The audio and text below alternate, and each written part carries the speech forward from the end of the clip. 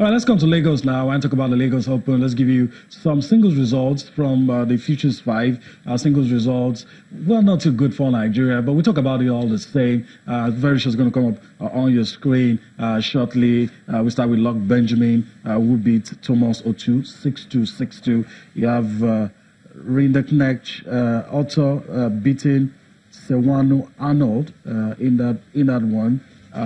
And you have the result right there on screen, 6-love, 6-1. You also have some other results. Tom Jumby beating Clifford, and also Regbe 6-3, 6-2. Tyler Lu beating Ayeni Oluwakayode, that's 6-4, 6-2. Jack Draper beating Detroit.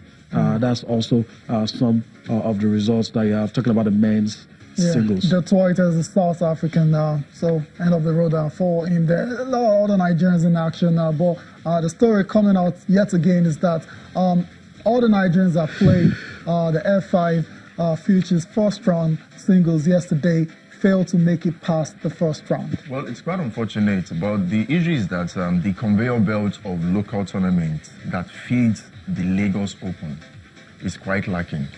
We do not have a number of tournaments that will keep them in shape, and even to discover and groom this talent, say from the secondary schools. And the thing is, when you compete with tennis players from around the world who are exposed to best international practice, you will struggle. It's just normal.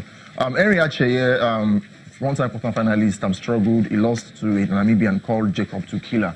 It was in the third set, but it was due to injury that he got in the third set that made him pull out. It was about the best prospect. On the day, wow. I was expecting the likes of Sylvester Emmanuel and even Joseph Ime, the current #1 in Nigeria, but they didn't amount to much. And for the ladies, the likes of Anua Yegusi and Darun Kakimbadi, they lost 6-love, 6-love. Wow. Meaning they didn't even win. Double bagel. Any points. So it means a lot still needs to be done. Yes, the Lagos Open brings international attention to Nigeria, but beyond just participating, we need to be in and among the winners. $100,000, it's not an easy money to come by, but we need to work hard to earn it. But still a long way to go. A long way to go. So that's on the Nigeria tennis authorities to try and support and do whatever it takes to. A lot of the Nigerian guys are very, very talented, but talents can only take you so far when you're competing against the best from around the world. It's time to talk about the Super Eagles of Nigeria now. That is what is getting everyone talking because it's going to be a very crucial clash against Libya on Tuesday, on Saturday, I beg your pardon. And the camp is almost full now. It's 22 players in camp, like we said at the start of the show. Fantastic. It's good to see all these guys responding after the initial hiccups in terms of logistics on Monday. Tuesday, we had 22 players in camp, and the others are expected today. We'll just quickly run through the ones that have made it to the camp in Uyo. And it's Francis Ozor, who everyone expects to start that game, is in camp alongside Ikechukwu Ezenwa, Daniel Akwe. Those are the three goalkeepers. William Troost Ekong, one of the first arrivals, is in there as well. Shemi Ajayi, Leon Balogun, Olaoluwa Aina, Jamilu Collins, Abdullahi Shehu, Chidozie Awazim, Kenneth Omero, Wilfred Ndidi, Samuel Kalu, Ogenyo Nazi, John Ogu, Ogenekaro Etebo, Isaac Sussex, Alex Iwobi, Moses Simon, Henry Onyekuru, and Kelechi Iheanacho. Players expected today are Odion Igalo and Brian Idowu. We're all but 2 players in camp, and it means life can continue.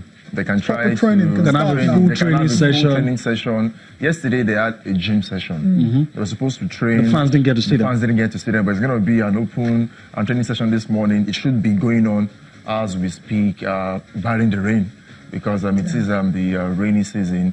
But Ganotro have the full complement, apart from Brian Idowu and Odion Igalo, so they can try to tinker with the lads towards getting that important victory against Libya on the 13th at the Akwa Ibom International Stadium, and the return leg a few days later in Tunisia, because Libya do not play their home games in their country because of the civil crisis. Yeah, the unrest. Troubling the nation. But I believe with the crop of players we have in camp and the boys knowing what's at stake, Nigeria have not participated at the last 2 Nations Cup. I haven't won in 2013. We didn't make it to 2015 and in 2017 edition.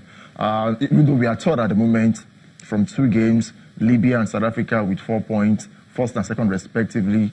I believe winning the game against Libya will all but set on track our bid to make it to Cameroon 2019. So at this point, you feel our destiny is still in our own hands? It's still in our hands, definitely. Yeah. If we can possibly, say at worst, get 4 points against Libya. At the end of the double header. At the end of the double header, and avoid defeat against South Africa in November. It's not impossible.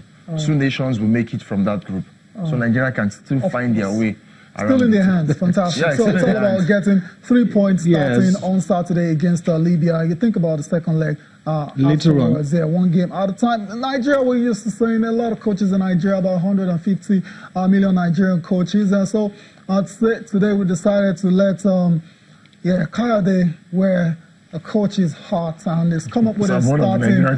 You are one of them. So he's come up with a starting 11. The players he would like to see file out from the start against Libya today. He's going to run us through it, and he's going to tell us why he's gone with this players. Kayode, over to you. Well, obviously, Francis is all in goal. He's not playing regularly for his club. Well, but he's Ghana's roster choice. You need to justify why you're putting someone who's not playing. Too regular. Yes, he played for Eyimba last Sunday against Kano Pillars, but we know the first choice is Theophilus Afelowa. It used to be Fatal Dauda of Ghana. It wasn't even Ikechukwu Ezinwa. For Chippa United and Daniel Akpeyi, Nigerians don't want You're to not see convinced. We are not convinced. Okay. So you rather play someone who's not playing for his club in he's been keeping regularly for Nigeria. Okay. And he is Gernot Ross' first choice. Okay. He will likely be in goal, barring injury, on Saturday. Shehu Abdullahi is back in the team. Okay. He's our first choice right back. Correct. Without a doubt. And for the left back, I'm looking at the possibility of Jamilu Collins giving Brian Idowu a run for his money. Brian Idowu has not particularly covered himself in glory. And Jamilu Collins, yes, he plays in the Bundesliga B with Paderborn, but he's still active playing time in Croatia before moving to... Kayode, let me just quickly ask you. A lot of people want to know the formation you're using because they're seeing the names. Yeah. 4-2-4, 4-3-3. It's a 4-2-3-1. Okay. That's the formation that Coach Gernot Ross favors. Yes, we're talking about you now. We're talking about you. Yeah, you're talking about me, but I'm looking at what the coach will put on because I'm just trying to be in the mind of the coach and look at the formation we would likely come up with. 4-2-3-1 approach. Okay, having Wilfred Ndidi and Ogenyi Onazi. Would have loved to see John Ogu, but Ogenyi Onazi more like get the playing time ahead of John Ogu. So a 4-2-3-1, while Ahmed Musa and Moses should operate from the flank with Ogene Karo Etebo because of the absence of John Obi Mikel to get the attacking flair and become the creative outlet for Nigeria. And Odio Igalo. Odio Igalo, yes. Still starts. Even though he doesn't score a lot of goals. Even though he doesn't score a lot of goals. For Nigeria, for his club side, he does that. He said that a few days ago. So I hope he translates that current form into the national team. Unless I'm mistaken, I'm not saying Alex Iwobi. Well, Alex Iwobi on the bench, maybe an impact player. Alex Iwobi and Kelechi Iheanacho, it was deliberate. Okay. It was deliberate because of impact, based on the fact that sometimes it becomes difficult. You might need impact players. That was why I deliberately opted out Iwobi and Kelechi Iheanacho. Okay. Interesting. Fair enough. We'll see how close you are when we see what happens on Saturday. But this is what Kayode has come up with, and so we'll leave it at that. Gernot Ross is paid to make those decisions, so it will make it, and hopefully we'll get something good out of the double header against Libya. Guys, I think we can leave the little matter of the Super Eagles now and talk about the Federation Cup. The semi-finals that are taking place today. You have a Northern Derby, Katsina United and Kano Pillars. You also have Nasarawa and Enugu Rangers. Let me have your thoughts. Basically, let's start with that's it on screen. Let's start with the Northern Derby. in Lagos. You'd have to do that in a minute. Just talk about these two. Maybe we'll get back to it later. But your thoughts, Lagos and Kano. Well, both Pillars and Katsina United are from the Northwest. So the Lagos fans and the Northerners in Lagos would have a field day. But Kano Pillars in the league got the better of Katsina United. They met 3 times, once in preseason, twice in the Botched League.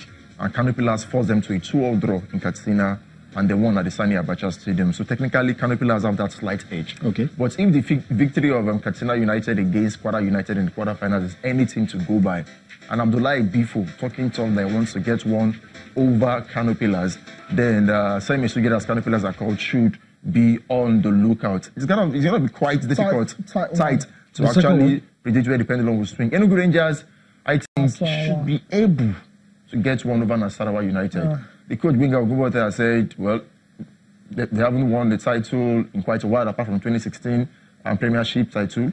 And it's been a while that they did it at the FA Cup stage. They've won it 5 times in all. And they want to get one over Nasarawa United, but you underrate them at your own peril. Okay, all right. So we'll leave it at that and maybe come back for more. Talking about the ITO Cup, maybe spare thought for the women as well. Let's go on a break. When we return from that break, still so much for you on Sports This Morning.